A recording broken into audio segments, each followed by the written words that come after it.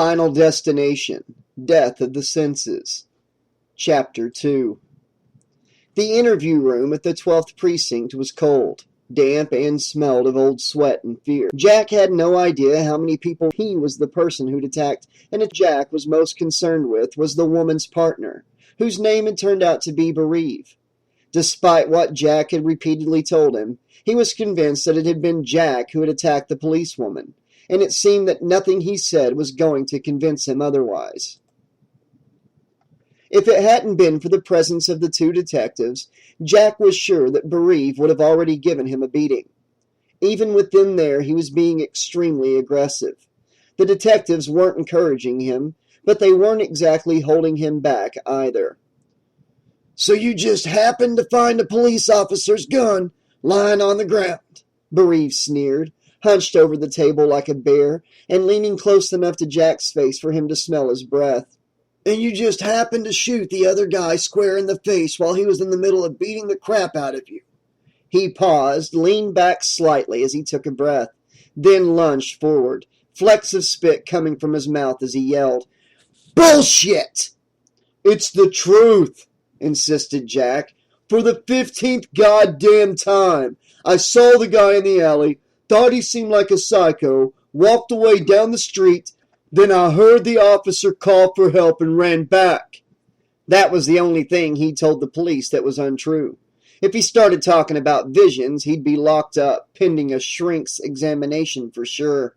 Bereave glared at him. "You heard her call for help?" "That's right." "From 2 blocks away, you heard her call for help." "I wasn't 2 blocks away," Jack protested. "I was just up the street." "When we drove past you," Bereave said in a low, accusing voice, "you were already half a block down the street and heading away from the alley. That was a good 5 minutes before my partner was attacked.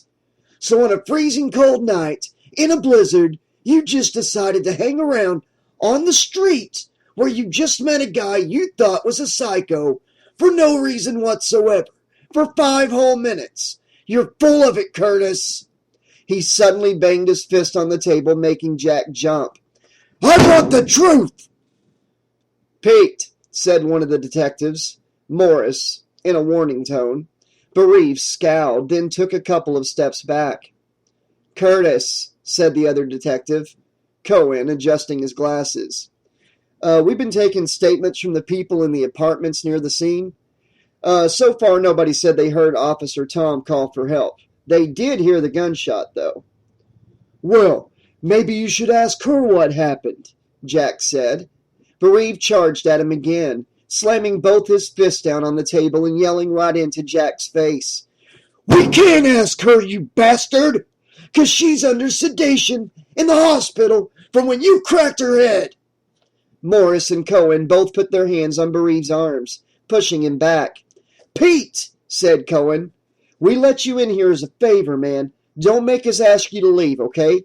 Let us handle this." Bereave snorted in disgust, but moved away from the desk.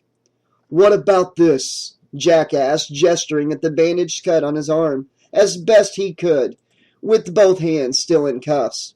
"I got sliced up. He had the knife. What was he doing hanging around in an alley with the Rambo knife?" "For all we know, he cut himself," Bereave shot, pacing back and forth in front of the mirror. Cohen shook his head. "It's a pretty deep cut, Pete." Bereave muttered something that Jack couldn't hear properly, but he got the gist. "Look, whatever you think, I'm not some psycho, okay?" Jack said, sitting up straight. "If I hadn't come along when I did, she would have been dead, and that guy would have been—" He remembered the flashes of other faces in the vision. Were they other people who he'd meant to kill? "He might have killed the person he was waiting for in the first place as well," he finished, not wanting to give anything else away. Morris gave Cohen a look. "You know, might be worth finding out who uses those garages. See if there's anybody who might have a connection to our John Doe." "Or to this guy," Bereave added, pointing a thick finger at Jack. "Or to this guy," Morris assured him. He picked up his paper cup of coffee from the top of a cabinet, sipped it, then wrinkled his nose in distaste. Damn it. Whoever said you can't taste cold coffee is a liar. What time is it? Cohen checked his watch. Past 1? Ah, geez. So much for seeing Sheila. Morris put down the cup and turned to face Jack. Look, some of your story seems believable. Bereave made another snorting noise. But like Officer Bereave here says, there are a couple parts that don't add up. But to be honest, there's not much else we can do to verify your side of things until we get a statement from Officer Tom. And the crime scene and pathology reports as well. None of which are going to be until tomorrow. Now, it's late, it's cold, and I'm a reasonable guy. I'm guessing that you wouldn't say no to a roof over your head tonight. As a prisoner? Asked Jack. Consider it protective custody, Cohen added, with a sidelong glance at Bereave. Bereave scowled. It's either that or we process you and send you to Rikers Island. And frankly, that's way too much paperwork for this time of night, Morris told him, suppressing a yawn. We can pick this up tomorrow. He's not going anywhere, he added, addressing the fuming Bereave. Soon as Amy's awake and able to give a statement, we'll take it from there. Cohen opened the door and leaned out, addressing somebody in the corridor outside. Hey, can someone take this guy down to the cells? I'll take him, said Bereave, eyes flashing. Morris put up a hand. The hell you will, Pete. He dropped his voice, Jack straining to overhear. Look, we all like Amy, okay? But you're taking this way too far. Go have a coffee. She's your partner, not your daughter, okay? Take the rest of the night and cool off. Okay, sure. Bereave's tone was reluctant as another uniformed cop came in, and the two detectives glanced around at the newcomer. He shot a look of hate at Jack. Take this guy down to the cells, Cohen told the cop, and make sure he doesn't slip on the stairs or anything, huh? I want him just as he is now to pick up tomorrow. Got it, said the cop, sounding a bit disappointed. Bereave's scowl deepened. I might swing by the hospital, he said. Check up on Amy. You do that, Cohen told him. He gestured for Jack to stand up. Tomorrow morning, one way or another, we'll sort this out. The uniformed cop took Jack by the shoulder and directed him out of the room. As he passed Bereave, Jack glanced over at him. His expression had not changed. See you tomorrow, Bereave said menacingly as the door closed behind Jack. The cells were not exactly comfortable, but they were warm and dry, and presumably because of the deterrent effect of the weather, deserted. Without a watch, Jack wasn't sure how long he'd slept, but there was no way to tell anyway. The cells had no windows. His night had been far from restful. His arm was still hurting, a throbbing ache coming from beneath the bandages, and the painful bruises where he'd been kicked only added to his discomfort. But it wasn't just the pain that had disturbed him during the night. Over and over again he kept seeing flashes from his vision, interspersed with the horrific sight of his attacker's bullet-shattered face the moment before he died. Curtis! Jack Curtis? Jack sat up confused. What? Yeah, that's me. A uniformed sergeant strode into the cell area, keys on his belt jingling. They want you upstairs. Come on, let's move. This ain't the Hilton. Jack almost smiled. It is compared to what I'm used to, he said quietly. The sergeant unlocked the cell door and ushered him out. No cuffs? What, that a problem for you? No, but, well, I thought I was going to be questioned some more. The sergeant shut the cell door again, metal scraping against the concrete floor. You are, far as I know. So, am I still under arrest or what? The sergeant shrugged as he pushed at Jack's shoulder. Hell if I know, I just work here. Come on, Detective Cohen's waiting upstairs. He guided Jack up the stairs and through the precinct building. A couple of the cops shot suspicious looks at him, but there was none of the open hostility that he'd experienced the night before. At least, not until he reached the interview room. Bereave was leaning in a corner, the scowl still on his face as if it had been there all night. Detective Cohen was sitting at the table in the center of the room. His partner Morris was nowhere to be seen. Cohen gestured for Jack to sit down opposite him, then turned his attention back to a notebook. Jack pulled out the chair, which scraped over the grimy linoleum, one of the rubber caps at the bottom of its legs missing. He sat down and waited in silence for several long moments. Cohen was still engrossed in his notebook. "So," Jack finally said, "you gonna ask me something, or—" Cohen looked up from his notes. "Mr. Curtis," he began. Mr. Curtis this morning, Jack realized.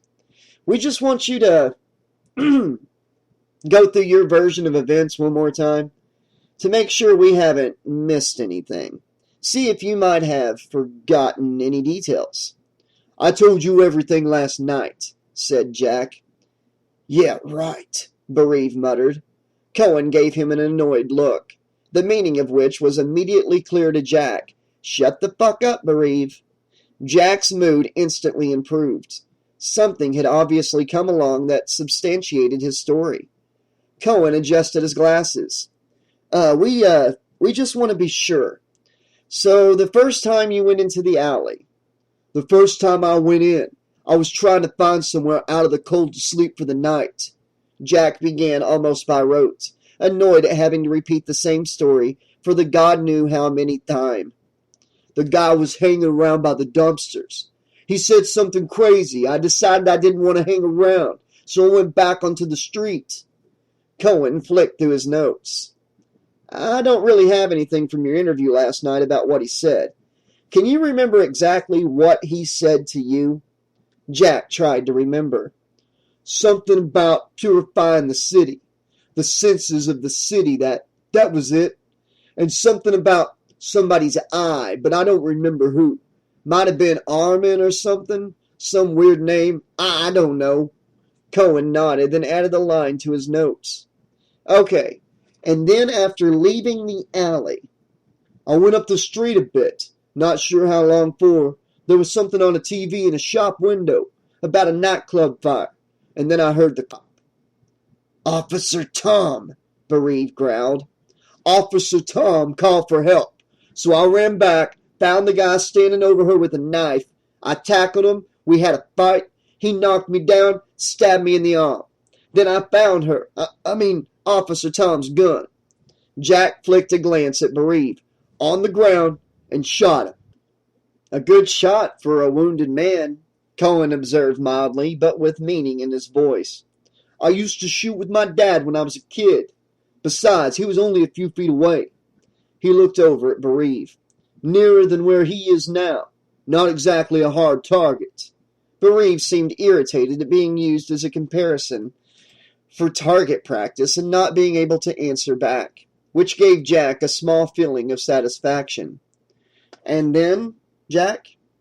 "And then your guy here charges in, points his gun at me, kicks me to the ground, and cuffs me." "Forgivable under the circumstances," said Cohen, closing his notebook. "Okay, Mr. Curtis, you're free to go." Bereave made an angry noise deep in his throat, but stopped at Cohen's glare. "That's it?" Jack asked, a little surprised. "That's it." "So, what changed since last night?" Cohen pointed at a pair of folders on the desk next to his notebook. "Crime scene report and witness statements. Item 1. 2 people coming out of a coffee house across the street saw you run into the alley just before Officer Bereave came out of the shop. So the other man was clearly already in the alley with Officer Tom. Item 2. The crime scene investigators found footprints in the snow that showed the dead man had been walking around in the alley for some time, probably trying to keep warm. And item 3, he smiled very slightly, not enough for Bereave to see from across the room.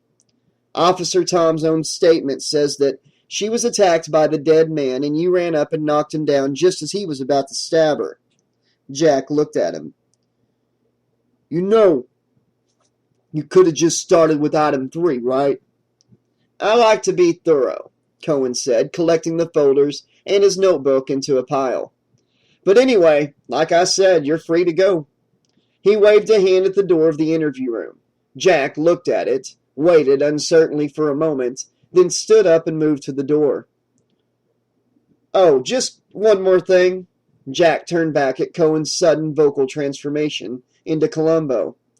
I always wanted to say that, Cohen grinned. But actually, there is one more thing. We canvassed the neighborhood to get statements from people in the apartments near the alley. A lot of people heard the shot, but nobody heard Officer Tom call for help, except you. Again, he had a glint of steel in his otherwise amiable look. Any reason you can think of why that is? Were they trying to entrap him somehow? Trick him into telling them something incriminating? Whatever, there wasn't anything he might say that could do that, for the simple reason that he'd done nothing wrong, and he wasn't going to change his story now that he was being set free. Nothing I can think of, he said finally. Maybe I've just got good hearing. Maybe, echoed Cohen. You know, Officer Tom doesn't actually remember calling for help. But maybe she was just, groggy from being hit. Maybe, said Jack. He and Cohen stared at each other.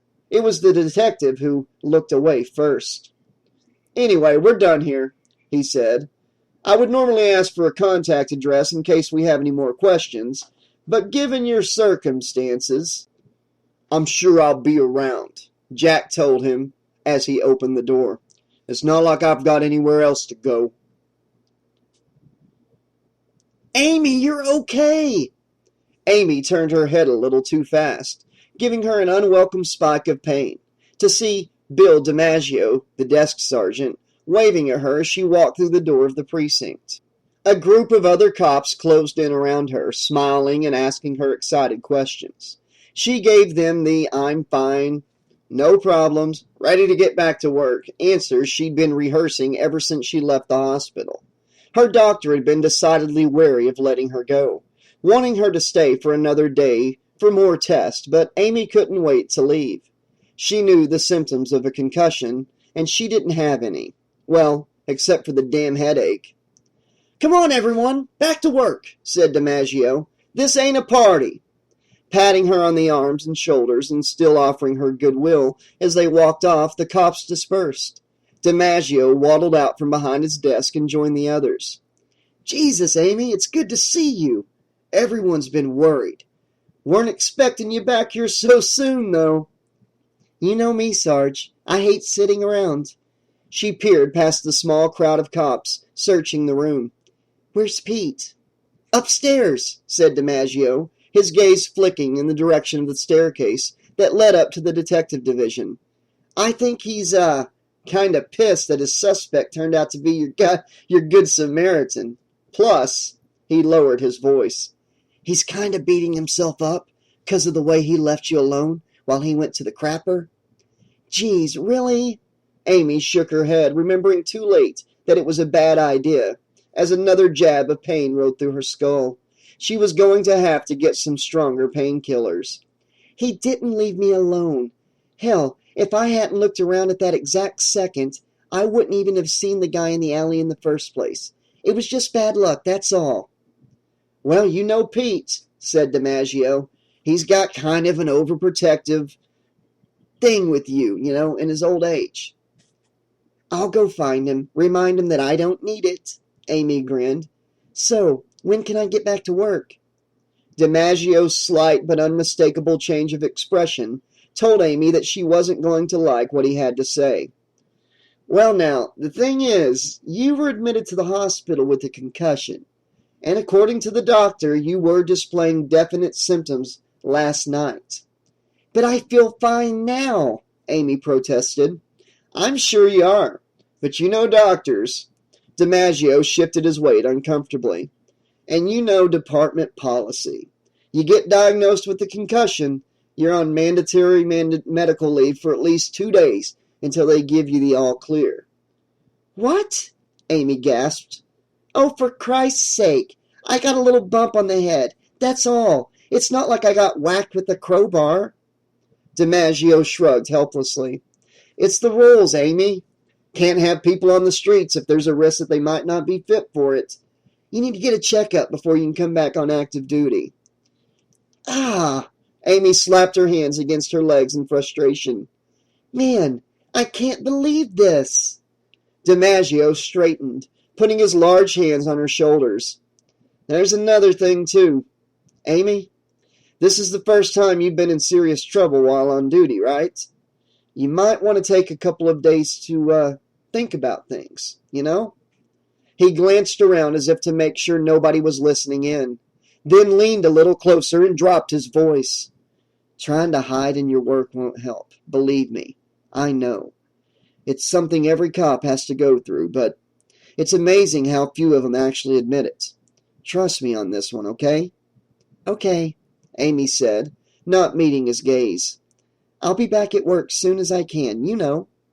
Hell, I know that, DiMaggio crowed, Amy looking back up at him again to see his face crack into a huge smile. Never doubted it for a second. You're one of the most determined girls I've ever known on the force. You know, according to the gender sensitivity seminar, you shouldn't be calling female officers girls, Amy told him, unable to stop a smile creeping into her own face. Well, if you don't tell anyone, I won't, DiMaggio chuckled. Listen, you go find Pete and tell him you're okay. I know it'll put his mind at rest. When you come back, I'll go through all the paperwork and crap that you'll need to know about this checkup. He headed back to his desk. Where is he? Amy asked.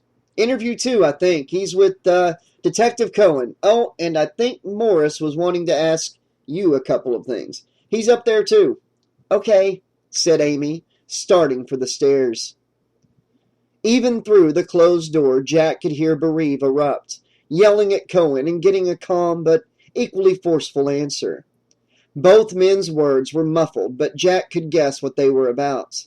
Bereave clearly thought there was more to Jack's story than he was letting on, and was mightily pissed off that all the evidence showed that he was innocent.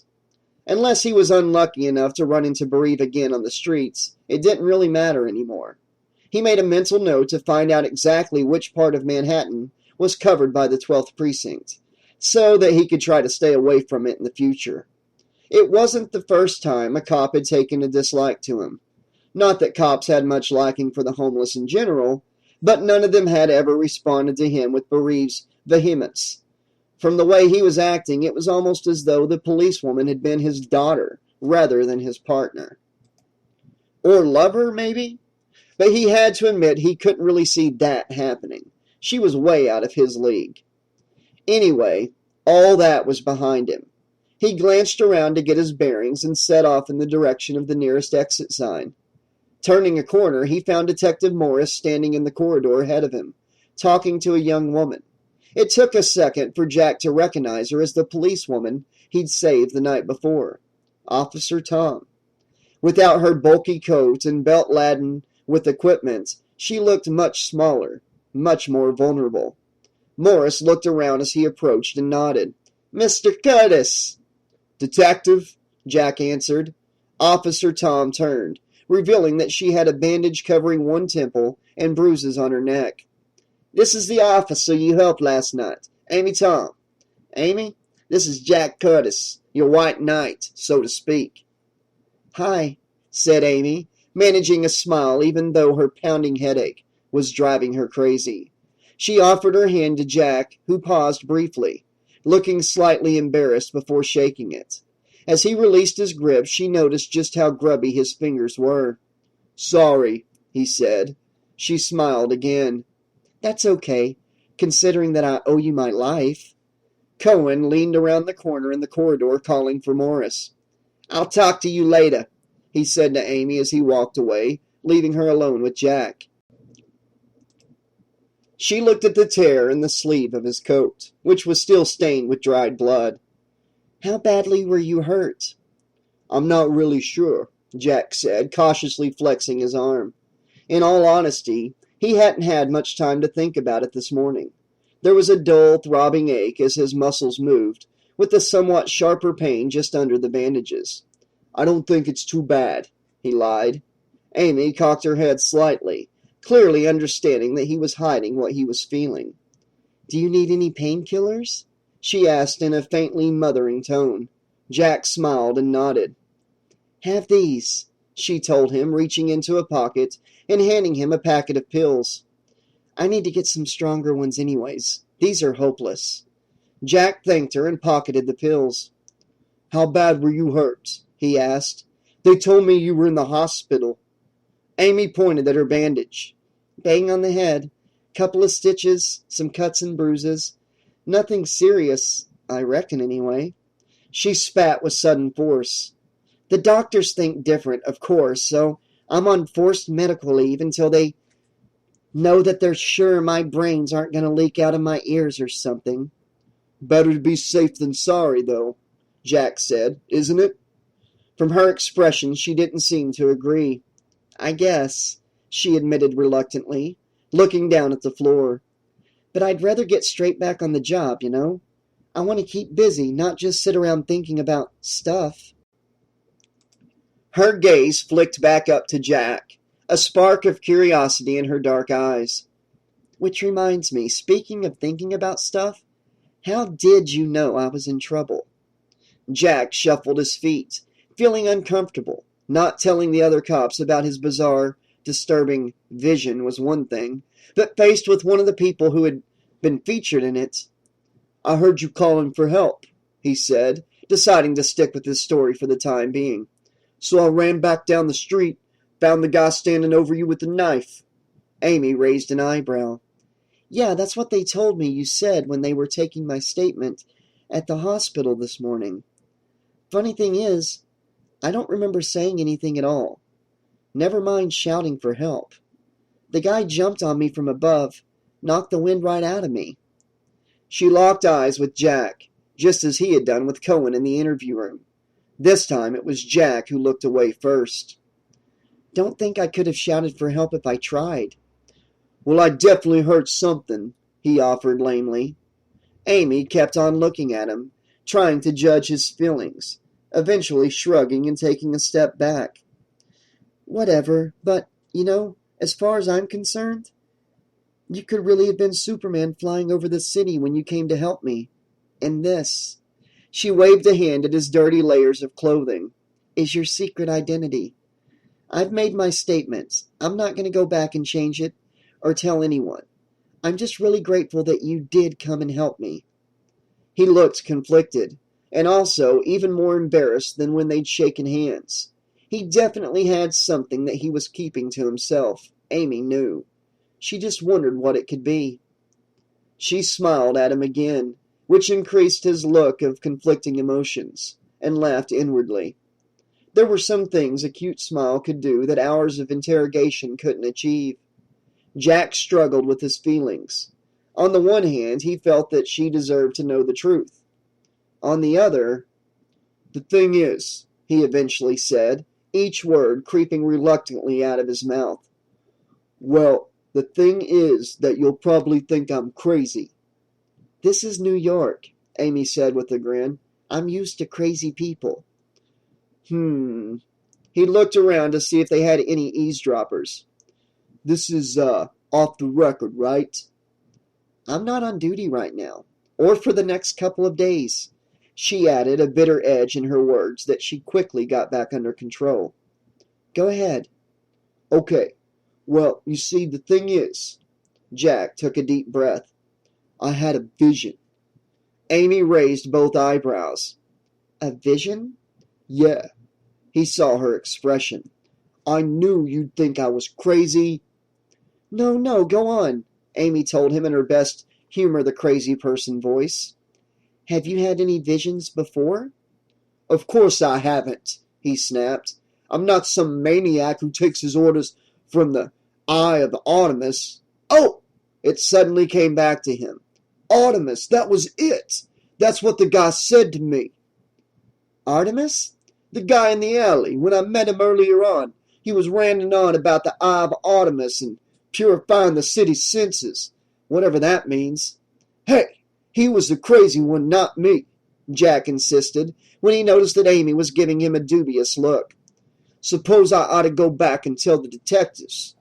"I'll tell them," Amy said. This was new information, and it gave her a bit of an uneasy chill. Being attacked was bad enough, but finding that she'd narrowly escaped death by a full-blown psycho? "I wanted to talk to them anyway, but this vision of yours." "You won't tell them about that, will you?" asked Jack warily. I give you my word, Amy said, meaning it. What happened in it? Jack tried to remember. The details had become hazy overnight, and some of them he didn't want to recall. I saw there was this crazy guy, and the moon. Artemis is the Greek goddess of the moon, Amy noted, almost to herself.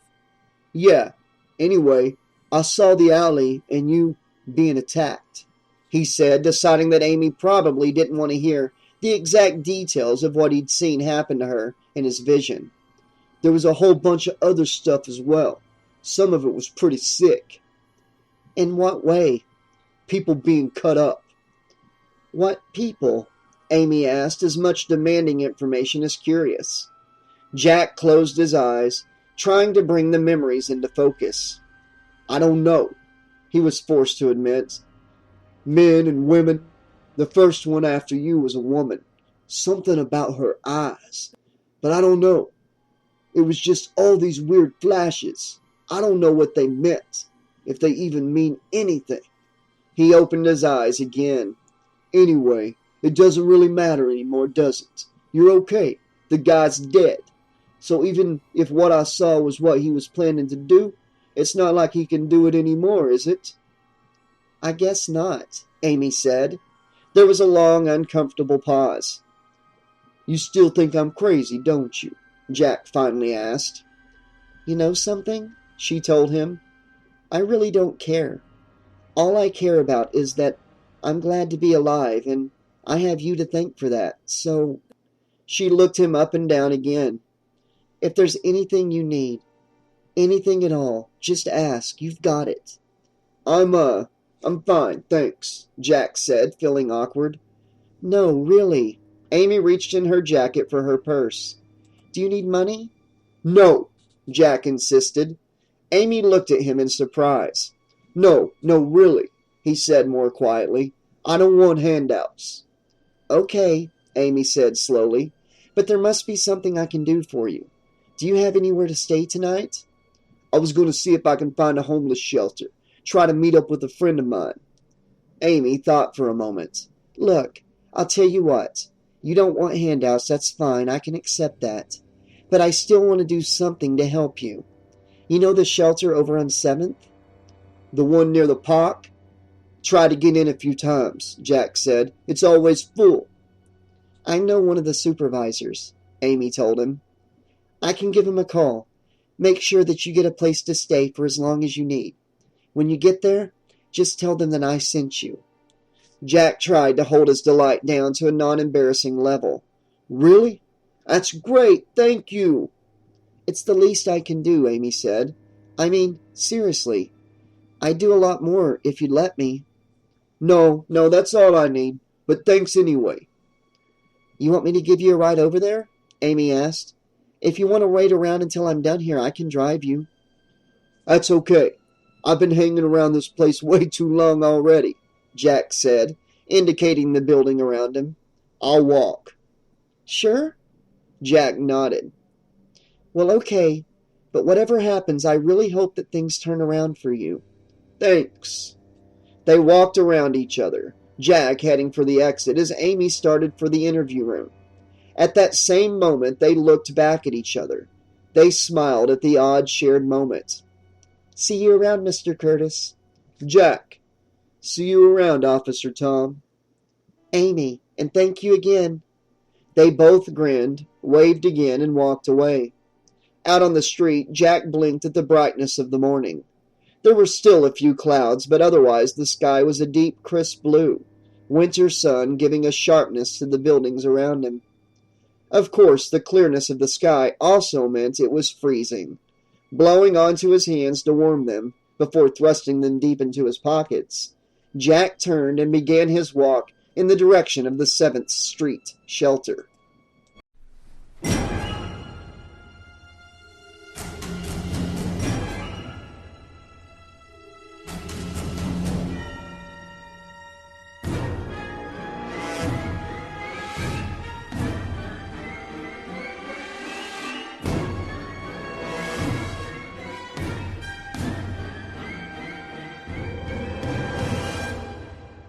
Chelsea Cox threw the newspaper down theatrically onto the desk, then glared at the frozen image on the monitor with jealous annoyance. On the screen, Ted Roxbury gazed vacantly back at her. It wasn't so much Roxbury himself causing her annoyance, though he didn't possess even a tenth of her talent and had no real qualifications for his job other than a blandly handsome face and good hair, but rather what she could see past the line of yellow police tape behind him. "Can you believe it?" she asked rhetorically, turning to the other two people in the small glass-walled office. George, the producer, and Brad, the cameraman, both shook their heads in unison. "Some guy gets shots in the alley right next to my building, and I get scooped by a worthless asshole like Roxbury? Jesus, how fucking unlucky am I?" "Not as unlucky as the guy who got shot," Beck said, laconically. Chelsea shot him a ferocious look. He might be an adequate cameraman, but Brad's constant back-talking was getting on her nerves. If he didn't start treating her with the respect that she deserved, she was going to have to replace it. "On the plus side," said George, fiddling with the remote for the VCR, "the overnights we're getting for your coverage of that nightclub's fire." "How good?" Chelsea demanded. "Second in the ratings overall for the night." "Only second? Shit. I freeze my ass off and we only came in second?" "You could have stayed warm if you'd moved nearer the fire," said Brad. Chelsea ignored him. "We cut to the live reports during a weak show," George pointed out, trying to placate her. "Hardly anyone was watching it anyway. Things pick up on the late nights when we showed the full story. We got some good burning building shots in the previews. That's always what helps bring in the viewers." Chelsea turned on him.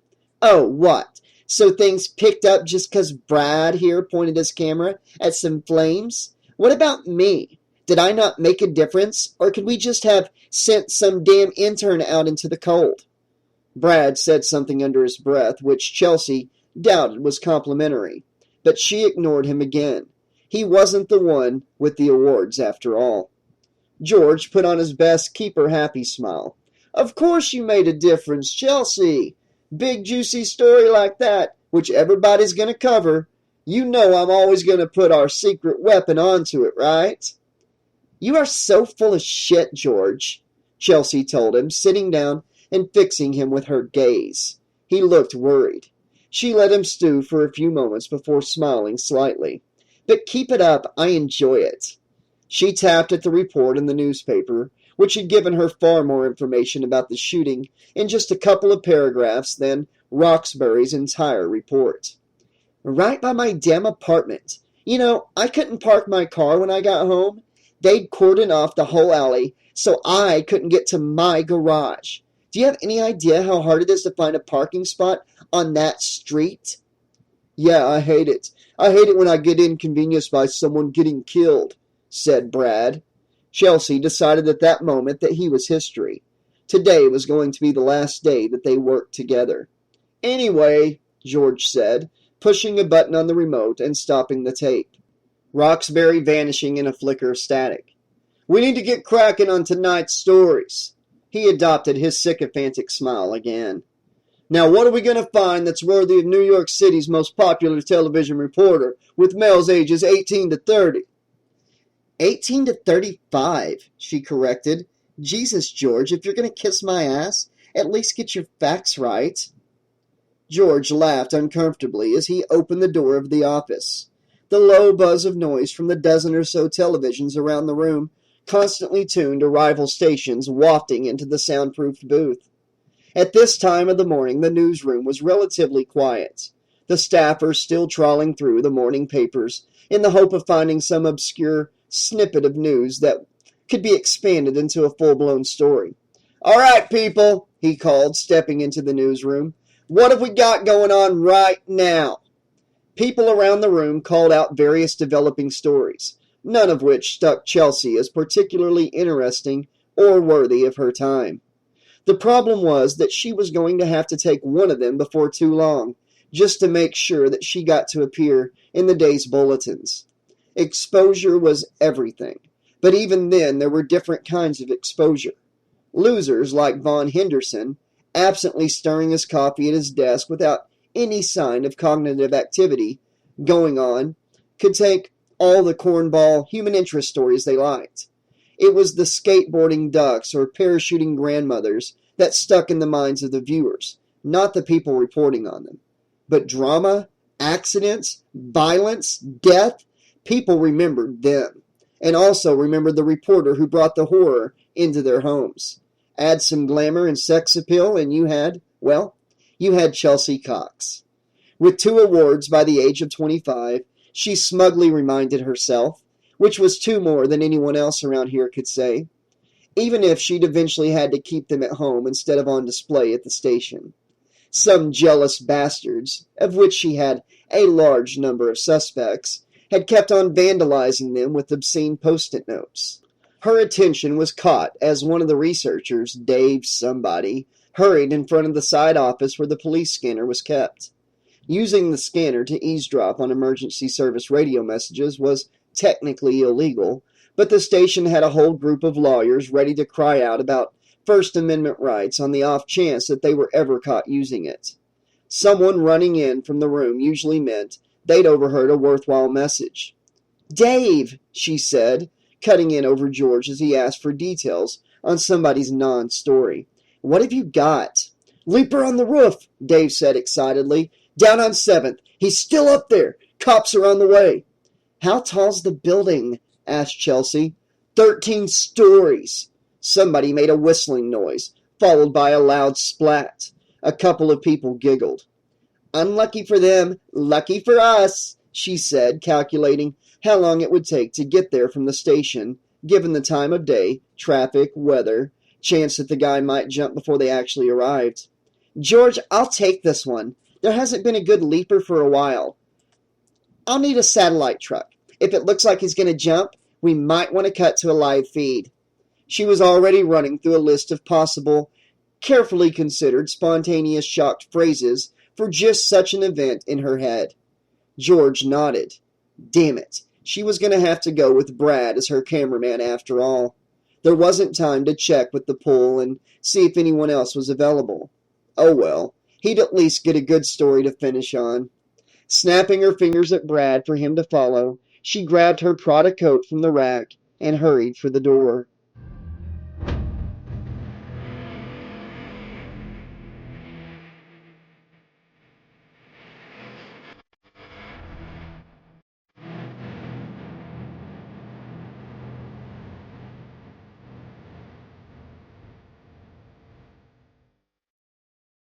Okay, this has been Chapter 2 of Final Destination, Death of the Senses by Andy McDermott.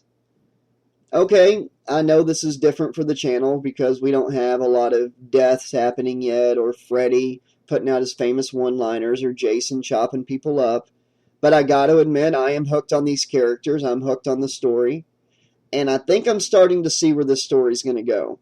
You see, going into it, I was just picturing how all the Final Destination movies have gone, where somebody sees a vision of a lot of people dying, they end up saying something, a handful of people end up not dying because of their vision. But in this one, I was like, okay, he just saved one person's life.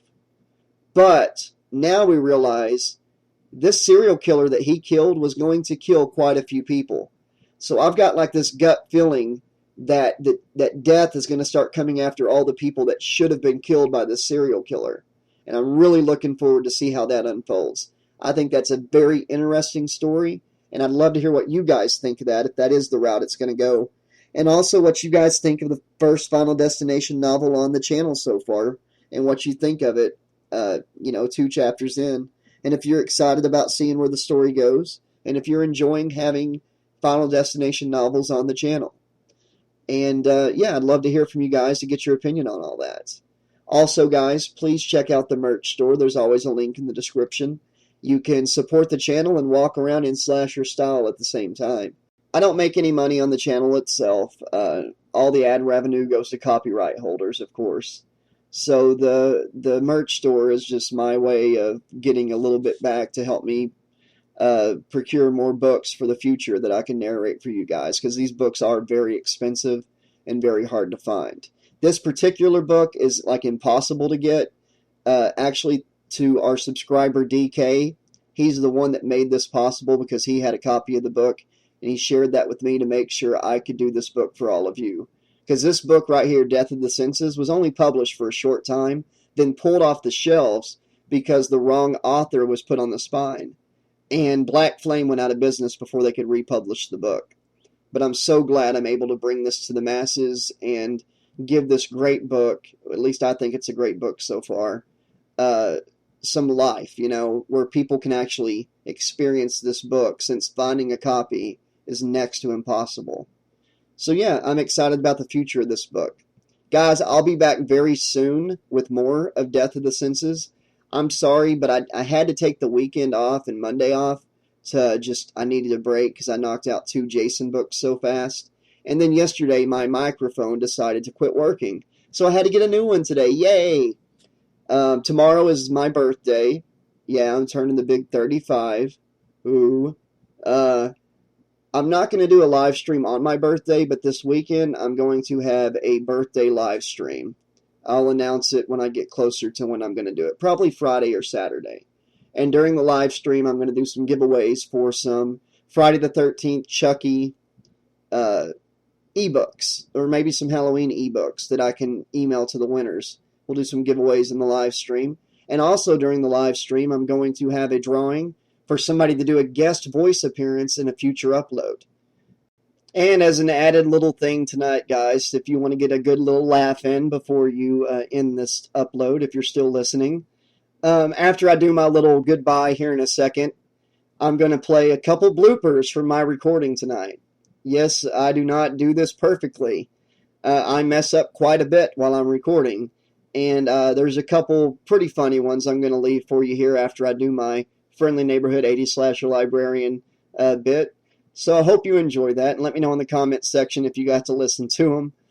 But until next time, this has been your Friendly Neighborhood 80s Slasher Librarian saying thanks for listening, and here's those bloopers of me fucking up. And you just happened to shoot the other guy. Shit. Chelsea Cox threw the newspaper down theatrically onto the desk, then glared at the frozen image on the monitor with jealous annoyance. On the screed. What the fuck is a screed?